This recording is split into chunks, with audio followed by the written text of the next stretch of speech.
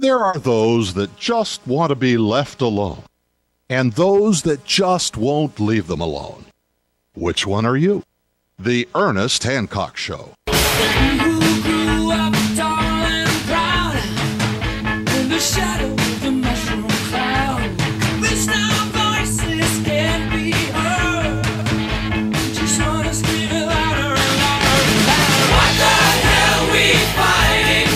Yeah, what we fighting for here in Declare Your Independence with me, Ernest Hancock, each and every day here on the LRN.FM network from Phoenix, Arizona. Hey, beautiful studios, from the beautiful studios on the farm. You got Freedoms with an S, freedomsphoenix.com. Oh, yeah, go get the magazine, man.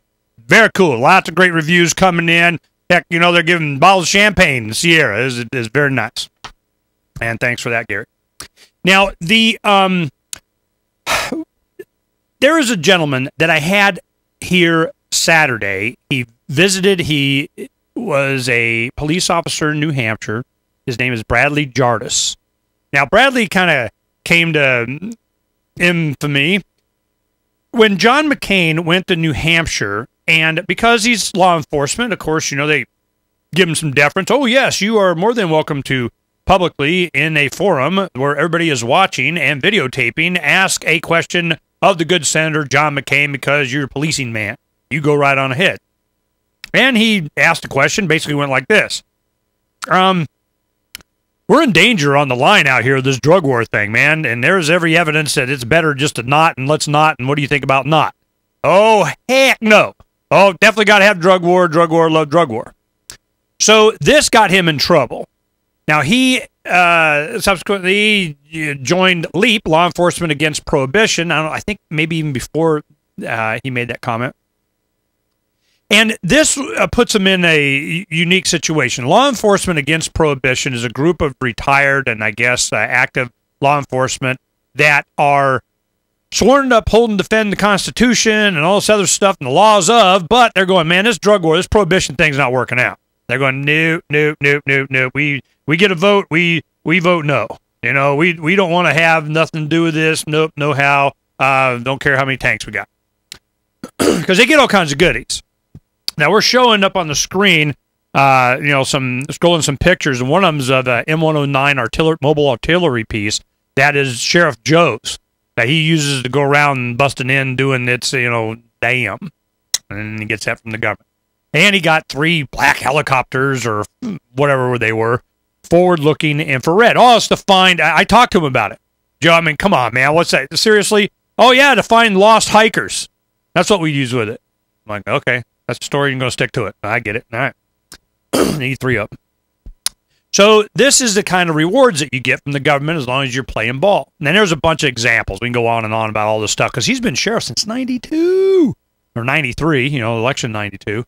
So this is a long dang time, and the boy's getting, he's up there in age.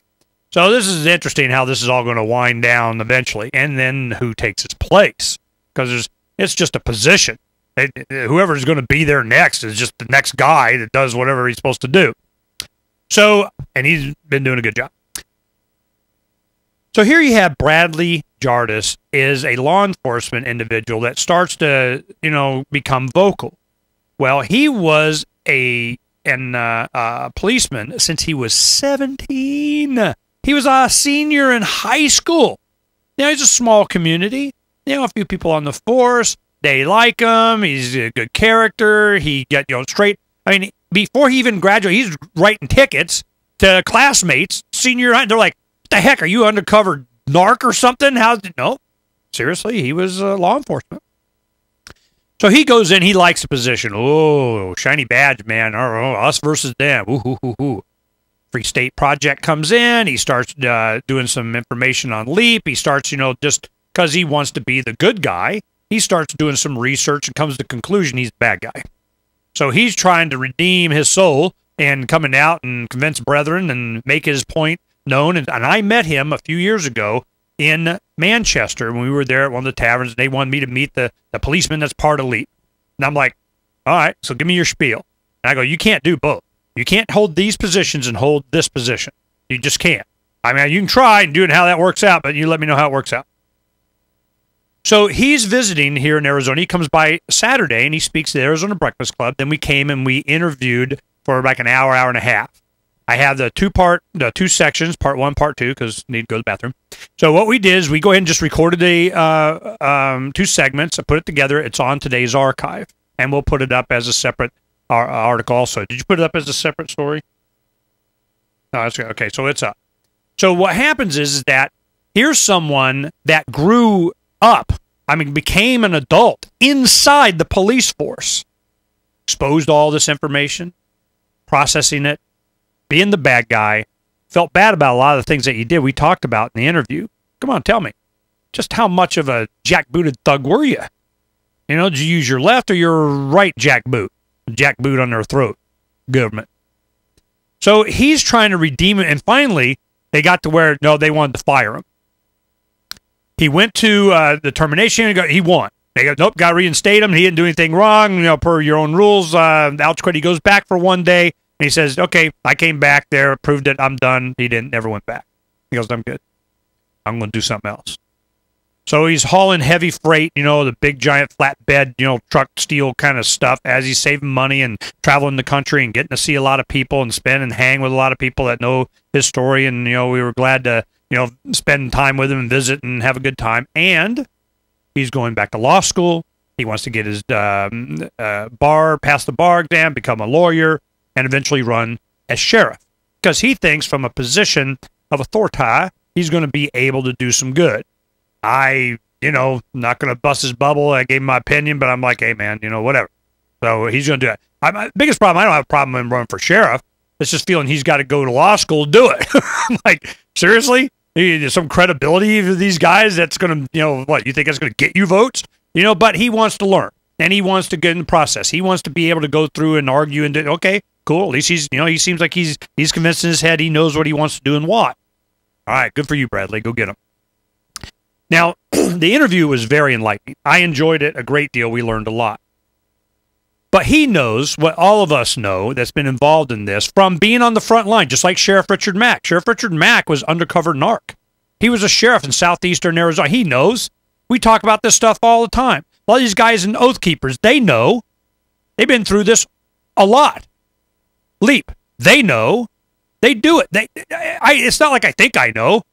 I know from personal experience and from people that I trust that are out there saying, you're never going to fix this stuff.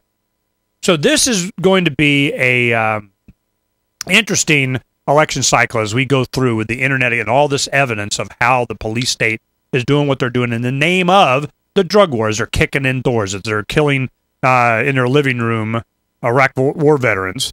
That. And I come to find out Saturday, Ed Vallejo, he said, what happened is that Jose Guerrero, he came up because his brother and people, they were in the drug trade. He was worried. He didn't have anything to do with it. So all of a sudden they're busting in. He sees their police. So he lowers his gun, puts it on safe. It wasn't that he had it or he didn't take it off a safe. He was ready and put it down and put it on safe. Then they started shooting him. They knew that he put it down. He had a drop on him. And then he puts it down, puts it on safe. Then they started shooting him. Oh, we got helmet cam. Where are they? Got the helmet cam from the guys going back. What happens when a helmet cam shows them putting the gun down, putting it on safe? Then what? Drug war's got to go. Regardless of what your position is on drugs and how and this and that, whatever. The libertarian, well, if they do drugs and they'll get sick and they'll go to the emergency room and I got to pay for their, not in the Libertarian Society. You can do whatever. Go to witch doctor. You do fix yourself. Go down to the store and buy your own sutures and use a mirror and put morphine in and do it yourself, man. We don't care. This is what freedom does. It gives you more opportunities, makes it cheaper. You can pay in chickens. It's just, you take away all these options to be able to take care of yourself or to go to alternatives or the guy down or the old wives knows how and I got a sewing machine, whatever the heck. You can't do that, so you're limited to options of what they gave you. And then they say, oh, you got to be licensed to do this and you can't. And all of a sudden you feel like you're protected somehow. And all it is just a racket. Freedom's the answer. What's the question?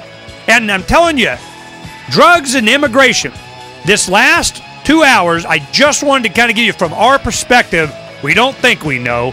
We know. We know you're never going to fix it. It's too corrupt. It always has been. It always will be. When you prohibit things, it makes them very profitable. And the people that benefit from this more than anyone are the drug dealers and the law enforcers that oftentimes are the same thing. Sheriff Arpaio, Mr. Toughest Sheriff in America, is rife inside his own department with this and is breaking out now. And now you know some of the rest of the story. Yeah, think about it. We'll talk to you tomorrow.